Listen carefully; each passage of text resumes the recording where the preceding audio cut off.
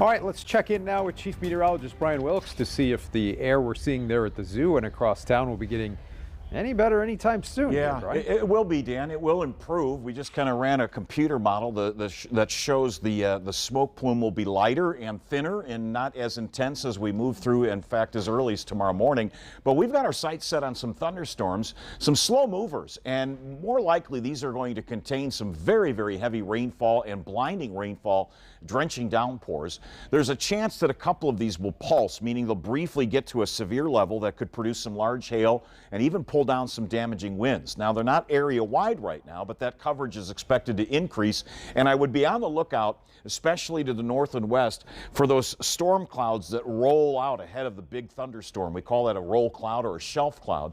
They may be rather present here in the next 45 minutes to an hour. We're still dry here at the Golf Club of Indiana. We're looking to the northwest skies. It's hazy, it's overcast now. A cloud shield is developed, but it's all about the thunderstorms that are still ongoing across portions of, say, Tipton County, into Clinton County, northern portions of Boone County, and then trailing back off into Crawfordsville and out towards Montgomery County. One severe thunderstorm warning remains in effect until 5:30 p.m. The line of thunderstorms really began to develop a little bit after 4 p.m., and all of this is tracking off to the south and east, so we're going to have that rain threat continue to migrate into portions of central and south central Indiana over the next few hours. That's the current severe thunderstorm warning that's in effect, and this has got a little bit of a southeasterly jog to it. So I say if you've got friends that are out at the lake, say at Morse, up into Noblesville and Cicero, give them a heads up. They need to get back in off the water because this storm is approaching, and there will likely be some very heavy winds and some hail possibly reaching the Noblesville area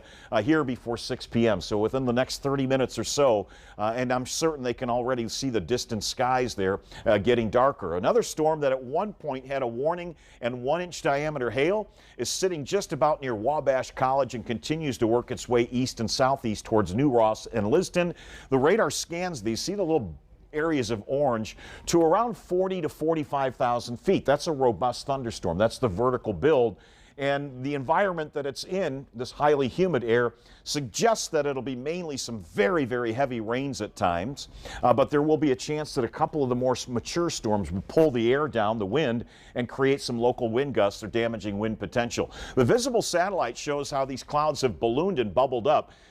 Very identifiable on the thunderstorms. The very top of them are what we call the overshooting cloud tops, or the very peak of those thunderstorms. Very evident here. So they're mature, they're heavy duty, and they're going to create some heavy rainfall. Severe thunderstorm watch has been issued ahead of these showers and storms that again will continue to migrate south and east over the next few hours. The severe thunderstorm watch is in effect until midnight.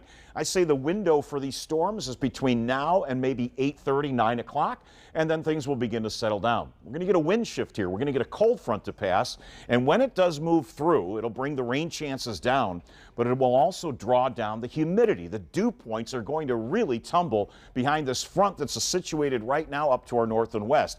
Humidity levels, the dew point, the real measure of moisture in the atmosphere, is still near 70 degrees. The winds have shifted now in Lafayette and Kokomo. That means drier air. Less green on the map means it's going to be much more comfortable. We could have low temperatures down into the upper 50s to near 60 degrees as early as Tuesday morning, and again potentially Wednesday, and then the humidity comes right back up again.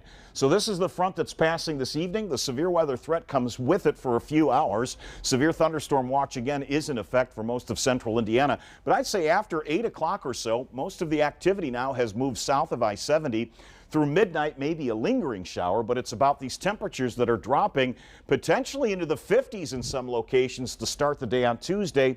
We get a nice reprieve, but then by Wednesday morning, a brand new front arrives, a warm front, and that's going to bring the humidity levels back. What we will not be into is the hot dome. It's not going to be able to establish itself here. We're going to continue in what we call a northwest flow, which means shower and thunderstorm chances will be back, and we're going to kind of flex between high humidity and then a break, and then high humidity again. Tonight, the thunderstorms will be most numerous between now and about 8:30 or 9 o'clock. Temperature will actually settle down to 63 degrees by daybreak. The humidity will be much lower, much more comfortable here on Tuesday, but the humidity surges again on Wednesday, and that'll bring showers and thunderstorms back. Perhaps some heavier downpours and more chances for thunderstorms, and a little more humid on Wednesday and very sticky on Thursday with a high of 88.